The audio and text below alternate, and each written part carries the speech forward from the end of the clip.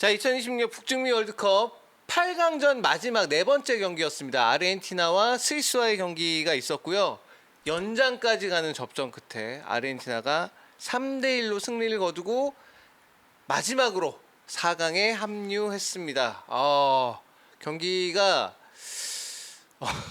다른 의미로 대단했습니다. 네. 예. 사실 이 전 경기도 연장전까지 갔잖아요. 네. 잉글랜드 노르웨이 경기도 연장전까지 가긴 갔는데 이 경기가 더 답답함이 좀 강했죠. 왜냐면은 1대1 상황에서 엠볼로가 퇴장을 당했음에도 불구하고 아르헨티나가 득점하는데 어려움을 겪었으니까요. 네. 오히려 인상적인 건 스위스가 한 명 퇴장당하고 나서의 수비 진영이에요.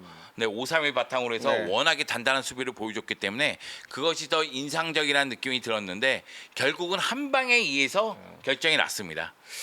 전반적으로 오늘 경기가 좀 약간은 소위 말하는 노재미 경기가 된 이유는 일단은 몇 가지 이유가 있는데, 스위스라는 팀이 이제 사실 원래도 템포를 그렇게 빠르게 가져가는 팀이 아닌 데다가 게다가 이제 만잠비 같이 그 순간순간에 뭔가 갑자기 확 속도를 올려서 나갈 수 있는, 그러면서 이제 가운데까지 공을 좀 파괴적으로 전달할 수 있는 그런 선수가 있었는데, 이 선수가 이제 부상으로 못 나오다 보니까 그런 느낌들이 상당히 좀 많이 좀 죽어 있었던 그런 게 이제 스위스의 공격적이었고, 아르헨티나의 경우에는 오늘 경기 같은 경우에 특히나 또 빠른 시간에 세트피스에서 이제 득점을 해내면서 아르헨티나 입장에서는 이제 그렇게 일단 선제골 넣고 나면 굳이 우리가 뭐 빨리 공격할 만한 이유가 없는 팀이고, 그리고 빨리 공격할 만한 자원들이 있는 팀도 아닙니다. 그래서 지난 카타르 월드컵 때도 그렇고 이번 월드컵도 그렇고 이 팀은 사실 지공 위주로 공격 작업이 세팅이 되는 거고, 지공 위주로 공격 작업을 해도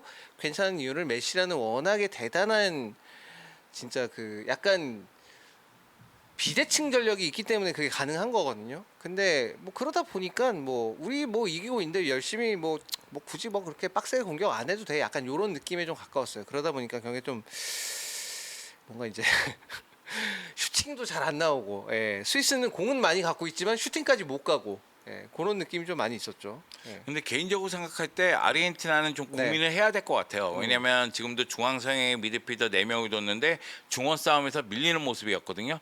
물론 찬호가 얘기했다시피 맥칼리스터가 10분 만에 선제골을 넣었기 때문에 1대0을 지키는 방향으로 간다고 치더라도 주도권을 너무 내주더라고요.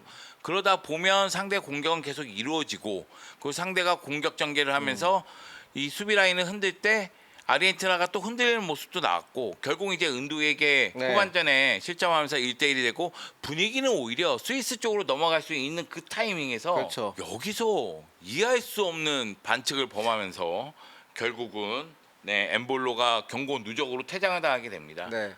그 스위스가 이제 동점골을 넣고 있는 그 순간의 상황들을 놓고 보면은 계속해서 뭔가 골에 접근하고 있다는 느낌을 주고 있었고, 그게 가운데로 공이 투입되고 공이 버텨주면서 그러면서 이제 점차 아르헨티나 수비를 좀 흔들어 놓기 시작을 했거든요. 그러다 보니까 결국 사이드가 완전히 열려버리는 상황이 나왔었고, 그러고서 이제 은도이 동점골 들어갔는데, 사실 은도이가 이 경기에서 어쨌든 좀 답답하긴 했지만 그래도 그 골을 동점골을 넣음으로 해서 그래도 만잠비의 역할을 일정 부분은 해줬구나라고까지 이제 생각할 수 있을 정도로 나쁘지 않았는데, 엠볼로 퇴장이 정말 많은 것들을 바꿔놨습니다.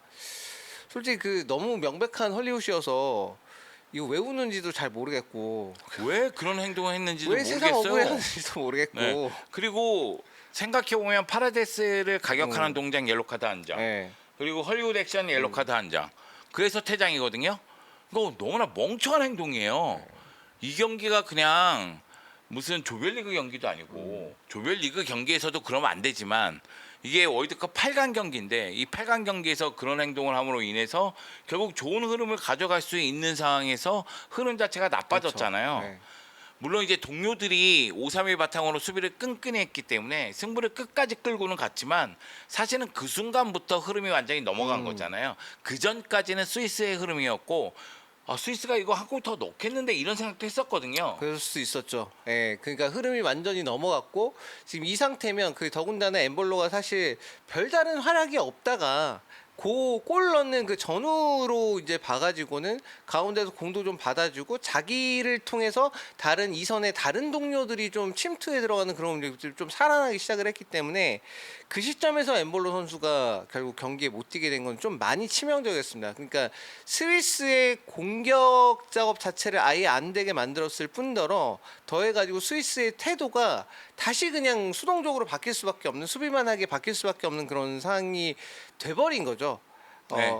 물론 이제 아르헨티나가 이 경기에서 경기력이 만족스럽지 못했고 그리고 공격 전개에서도 문제가 있는 건 확실해요. 왜냐하면 측면 공격을 전방에 배치한 훌리안이라든가 메시가 주도하거나 아니면 풀백들이 올라와야 되는데 풀백들이 올라올 때는 부담스럽고 그리고 훌리안이 빠졌을 때 연동이 잘 안 되는 모습이 있고 메시에 대한 경계심은 갖고 나왔기 때문에 메시를 묶고자 노력하다 보니까 메시를 이용하는 공격도 효과를 보지 못했거든요. 그러다 보니까 니코를 투입하거나 알마다를 투입하거나 이러면서 이제 분위기를 바꾸려고 노력하는 모습이 나왔는데 스위스가 10명인 상태에서도 수비를 너무 잘했어요. 네, 일단은 5명, 그다음에 3명 정도를 5명이 이제 백파이브를 세우고 그 위에 이제 3명의 이제 미드필더들을 둬가지고 결국 중앙 지역을 굉장히 두텁게 이제 만들어 놓은 건데 결국 그거죠. 너네 어차피 가운데 공 못 집어넣으면 슛 못 때리잖아. 사이드는 조금 그래 열려도 거기서 크로스 못 올릴 거잖아. 약간 이게 진짜 제대로 먹히긴 했어요. 네. 이게 아주 간단하게 얘기하면 한 명 퇴장당하면은 보통 4-4-2를 세우잖아요. 그런데 4-4-1일 경우에는 중앙에 2명 있는 거잖아요. 가운데 몰렸을 때 아니면 기본적으로 배치한 거는. 근데 5-3-1이었거든요. 그러니까 3명을 둔 거예요. 그래서 메시가 끌고 들어오면 두세 그렇죠. 명이 그냥 에워싸 버리는 거예요. 그러다 보니까 메시를 이용한 공격이 효과를 보지 못하는 됐죠. 장면이 예. 많았죠. 근데 천만 다행인 건 훌리안이 여기서 아니, 감아차는 슈팅이 오우 결국에는 마누엘 그 로페스 투입한 게 효과가 있었어요. 맞아요. 왜 그게 효과가 있었냐면 그 전까지 상황을 생각하면 메시가 사이드 지역에서 공을 잡고 온다. 3명이 둘러싸서 아예 반대편도 못 보도록 시야도 가리고 슈팅 각도 안 주고 우린 다 안 줄 거야. 너가 하는 건 안 돼. 일단 딴 애들은 뭐 해도 돼. 좀 네. 그러다가 알마다가 뭐 굉장히 날카로운 슈팅도 하긴 했지만 어쨌든 그걸 다 막아놓고 있으니까 뭐가 안 되는 상황에서 야 그럼 우리 메시 막히면 뭐 할 게 없는데 거기서 이제 어쨌든 간에 로페스가 들어갔잖아요. 그래서 가운데 어쨌든 들어가서 여기 이쪽으로 가운데 어쨌든 높이라도 대충이라도 뛰어놓으면 제가 어떻게 경합이라도 하겠지.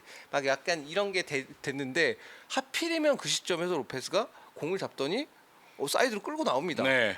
뭐야 얘 왜 나와? 저도 이제 보면서 가운데 있어야 되지 않나? 쟤? 볼을 약간 끄는 느낌도 들었어요. 아니 왜냐면 자기 주고 다시 네. 들어가야지 맞거든. 원래 이게 투입한 역할로만 놓고 보면 그냥 사이드에 주고 자기 다시 들어가야 돼. 근데 끌고 나오더라고.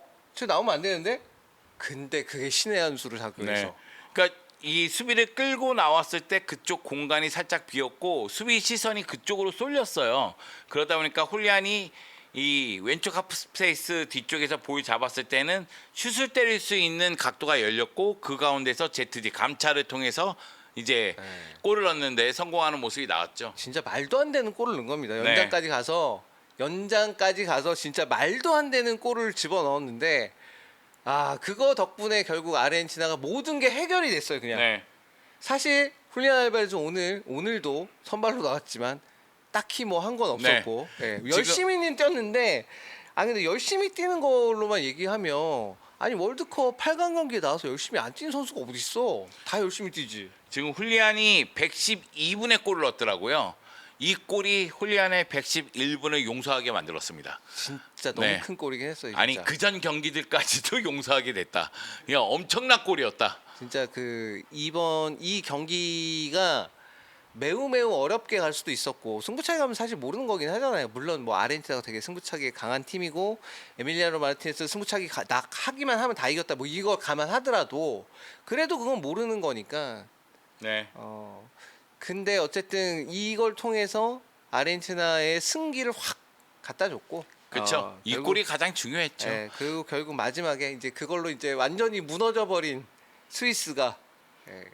근데 그건 어쩔 수 없죠. 왜냐하면 이제 1대2니까 스위스는 올라가서 뭐 올리든 중거리 슈팅을 때리든 해야 되니까. 근데 그런 상황에서 아르헨티나가 역습 상황이었고 그 장면에서는 메시가 이제 연속골을 넣기 위해서 체력적인 부담이 매우 컸음에도 불구하고 끝까지 쫓아가는 모습이 있었는데 알마다는 연결하려고 했던 것 같아요.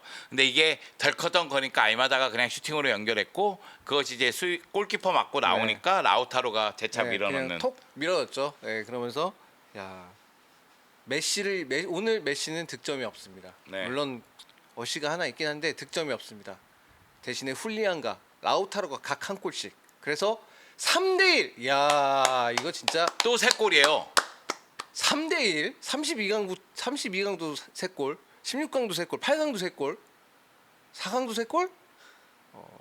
지금 6경기 중에 한 경기, 그러니까 오스트리아전만 2대 0이고 나머지 5경기는 3골이에요. 그러니까 거의 매 경기 3골씩 넣고 있다고 보면 되겠습니다.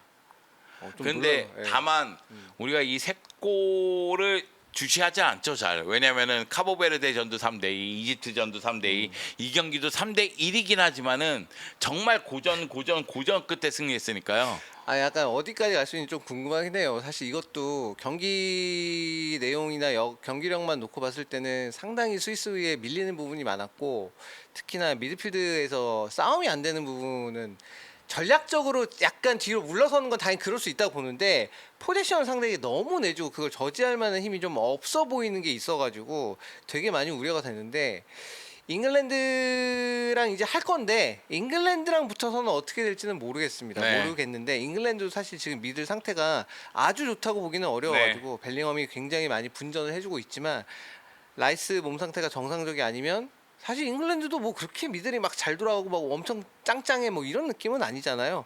그래서 거기다가 잉글랜드도 연장전 치르고 왔고. 그래서 거기도 아마 체력적인 부분이나 그래서 또 사이드는 공통적으로 여기도 공통적으로 잉글랜드도 또 공통적으로 문제를 갖고 있어. 아 사이드 진짜 뭐가 없네. 이거 어떡하지 사이드 이거 되게 계속 고민할 것 같거든요. 네, 측면 수비 문제가 네. 있으니까. 그나마 특히 오른쪽. 공격적인 장면에서 고든이 그나마 괜찮긴 한데 아 이게 그걸 제외하고는 진짜 네. 문제가 많아가지고 그런데 재미날 것 같아요. 잉글랜드하고 아르헨티나는 여러분 아시겠지만 역사적인 라이벌 관계이기 때문에 네. 이야기거리가 상당히 많다. 뭐 마라도나의 신의 손 사건이라든가 베컴의 퇴장 사건이라든가 월드컵에서 만날 때마다 뭔가 이슈거리가 나오니까요. 네. 이번에도 굉장히 재미날 것 같습니다. 자 어쨌든 스위스 정말 열심히 잘 했고 이번 대회에서 그러니까 본인들이 강점이 무엇인가 운영적인 측면에서 결국 저는 강점이 있다고 봤거든요. 그게 지난 유로도 그렇고 이번 대회도 마찬가지고 야킨 감독이 이제 팀을 맡고 나서 운영적인 측면에서 상당히 좀 발전된 모습을 많이 보였고 그걸로 아주 센 팀들도 다 어렵게 만들었으니까 그런 점들은 이번 대회에서 잘 보였지만 마지막에 좀 운이 안 따랐던 것 같아요. 네. 마지막에 진짜 만잠비 부상이나 이런 거는 뭐 어떻게 할 수 있는 부분이 아니고 게다가 엠볼로 엠볼로 퇴장은 이건 그건 뭐 모르겠다. 아 근데 그건 있는 네. 것 같아요. 지금 스위스가 뭐 자카의 나이를 생각하면 어느 정도 이 흐름을 이어나갈지 모르겠지만 정말로 단단한 축구를 구사하고 미들이 튼튼합니다. 네. 근데 문제는 마무리가 안 되면 점유율 갖고 축구하는 건 아니거든요. 그러니까 만잠비가 있을 때 만잠비가 공격에서 힘을 발휘하면서 마무리가 되는 모습이 있었는데 마무리가 안 되면 상대를 제압하지를 못해요. 그래서 아마 공격 쪽에 신경을 좀 많이 써야 되지 않을까. 뭐 어쨌든 엠볼로 같은 수준의 공격수도 좀 꾸준하게 좀 있어줘야 될 것 같고 네. 그다음에 가장 걱정은 역시 자카하고 프로윌러 이 두 선수가 나이가 많기 많기 때문에 때문에. 여기가 이제 어떻게 대처하느냐가 앞으로가 좀 중요할 것 같아요. 그래서 네. 아르헨티나와 스위스의 정말 힘겨운 네, 정신이 없습니다. 8강 대전 경기 아르헨티나 4강 올라갔다는 얘기까지 전해드리고요. 저희 다음 4강 경기도 당연히 중계하죠. 수요일 새벽 4시. 수요일 새벽 4시에 4강전 프랑스와 스페인 경기가 먼저 이야. 하니까 그 경기 또 보러 많이들 와주세요. 저희만 물러나겠습니다. 감사합니다. 감사합니다.